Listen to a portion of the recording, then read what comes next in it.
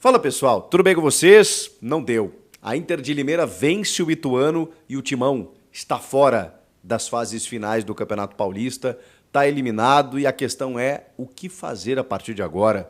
Muitos dias sem jogar e tudo mais, e tem também os bastidores do pós-jogo do Corinthians depois da vitória sobre o Santo André. Chega mais, eu sou o Chico Garcia, inscreva-se no canal e vamos juntos!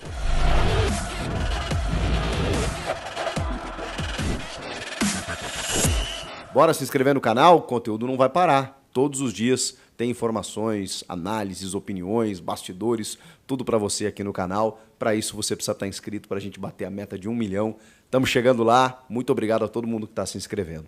Gente, o Corinthians fez a sua parte, venceu o Santo André, já tem vídeo aqui no canal, inclusive, analisando a partida na Bacia das Almas, no apagar das luzes, daquele jeito que foi, jeito Corinthians, abriu 2-0, tomou 2-2 e foi lá no último minuto com o Pedro Raul, no primeiro gol dele com a camisa do Corinthians, num belíssimo cruzamento do Fagner, que jogou muito, inclusive, o Corinthians venceu por 3-2, mas ele dependia de outros 2 resultados na noite. E essa é a grande tragédia, né? É o Corinthians chegar na penúltima rodada do Campeonato Paulista, da fase classificatória, da primeira fase, e depender de 2 resultados, do torcedor ficar observando 2 jogos sequenciais para saber se o time vai ser eliminado ou não, de uma situação que não dependia mais do time dentro de campo.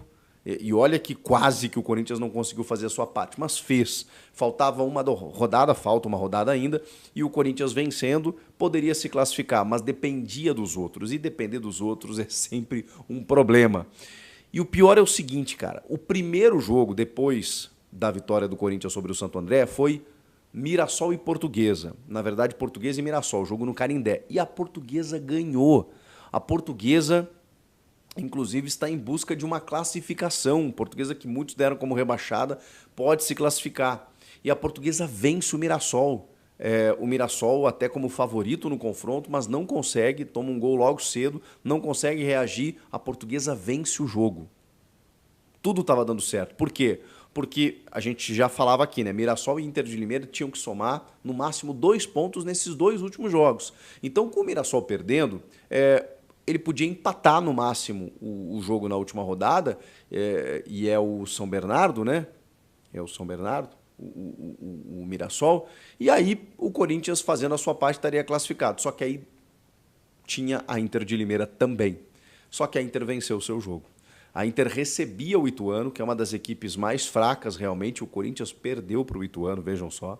A Inter que faz uma baita campanha através do Júnior Rocha e merece essa classificação realmente. Vai encarar o Bragantino, os 2 da mesma chave, né, agora nas quartas de final. A Inter de Limeira faz 2-0 e poderia ter feito mais e o Ituano não teve forças para reagir.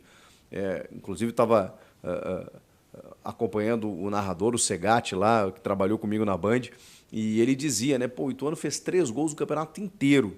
Aí toma 2 gols da Inter de Limeira, não ia fazer 3 no mesmo jogo, né? Ali estava selado que o Corinthians estaria eliminado, porque a Inter de Limeira também foi jogar em busca da sua classificação. Ela sim dependia só dela, a Inter de Limeira. O Corinthians não. O Corinthians dependia dos outros. Tinha que torcer pelo Ituano. Olha que situação. Não deu certo. Com isso, a Inter entrou, chegou a 17 pontos. O Corinthians, com a vitória sobre o Santo André, chegou a 13. No máximo, chega a 16. Portanto, está fora. E pode até terminar numa condição de lanterna do grupo, dependendo do que acontecer na última rodada, porque o Mirassol ficou nos 14. O Mirassol ainda está à frente do Corinthians. O Corinthians é lanterna do grupo. Inter de Limeira e Bragantino passaram. E agora, eu pergunto para você. Sim, o Corinthians está eliminado do Campeonato Paulista com uma rodada de antecedência. Olha que loucura.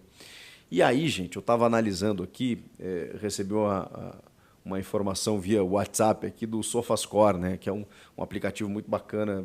Não é publi, tá, não? Um abraço para a rapaziada aí, se quiser, tamo aí. Mas a gente dá moral porque o trabalho é bom. E eles acabaram de postar que o Corinthians foi eliminado 4 vezes na fase de grupos nas últimas 17 edições. As 4 vezes com o Mano Menezes. Pasmem.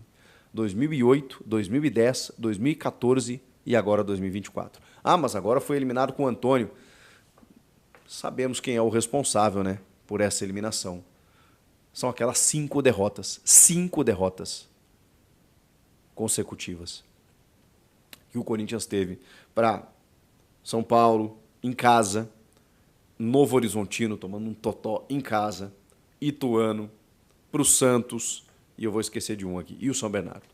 Impressionante. O Corinthians conseguiu ser eliminado por conta dessa campanha horrorosa que o Mano Menezes protagonizou. E foi a quarta que o Mano Menezes não leva o time para as fases finais do Campeonato Paulista. Que loucura, esse dado é alarmante mesmo, né? Nas últimas 17 edições do Paulista, o Corinthians ficou de fora das finais 4 vezes e era o mesmo treinador. Bom, vamos olhar o copo meio cheio. Eu acompanhei atentamente a entrevista do Antônio Oliveira depois do jogo. Claro que ele ainda não sabia se estava dentro ou fora, né? Então a análise ela ficou muito em relação ao jogo, em relação enfim, a alguns movimentos que ele tem feito no time e tal, e por isso que eu acho interessante a gente entender em que momento está esse Corinthians nessa situação de reformulação. Está evoluindo. A questão é que como é que fica o calendário a partir de agora? Vamos lá. O Corinthians vai ter um jogo em março, depois desse último confronto contra o Água Santa, né, que encerra a participação do Corinthians no Campeonato Paulista na semana que vem. 14 de março, o jogo contra o São Bernardo pela segunda fase da Copa do Brasil. Segunda fase que tem aquele regulamento. Jogo único, mas não tem mais a vantagem do empate. Então, quem vencer avança, o empate leva a decisão para os pênaltis. E aí o Corinthians chega na terceira fase, que é uma antes das oitavas de final, quando chega toda aquela galera da Libertadores. Então, ainda tem mais 2 fases antes das oitavas, que é a fase quente. E o Corinthians, na segunda fase, vai encarar o São Bernardo, dia 14 de março.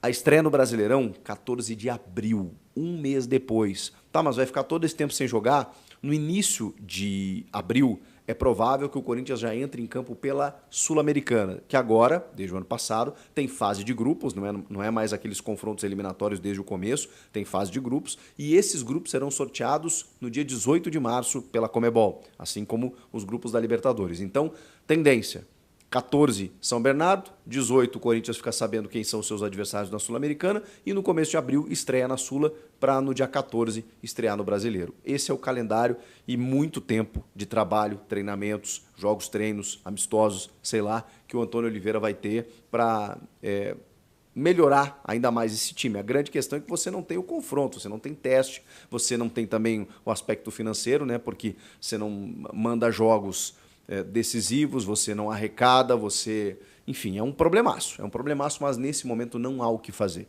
O Corinthians vai ter que vestir essa roupa de um time eliminado do estadual e entender, bom, eu tenho outros objetivos ainda na temporada, Copa do Brasil, Sul-Americana e Campeonato Brasileiro. Mais do que isso, o Corinthians agora perdeu a chance de disputar a Copa do Brasil do ano que vem via Campeonato Estadual. Restam pouquíssimas chances agora para o Corinthians estar na Copa do Brasil do ano que vem. E para isso, ele precisa estar entre os 6 colocados do Campeonato Brasileiro. Ou seja, ele precisa garantir uma vaga na próxima Libertadores para que ele entre nas oitavas de final. Também tem outras 2 maneiras. Vencendo a Copa do Brasil, porque aí o campeão automaticamente garante vaga para a edição seguinte, ou vencendo a Copa Sul-Americana, porque aí ele ganha uma vaga direta na Libertadores e com isso ele também entra na fase de oitavas de final. Então, são as 3 maneiras que o Corinthians agora tem de estar na Copa do Brasil de 2025, porque por enquanto ele não vai disputar a competição, assim como o Santos esse ano. O Santos não conseguiu.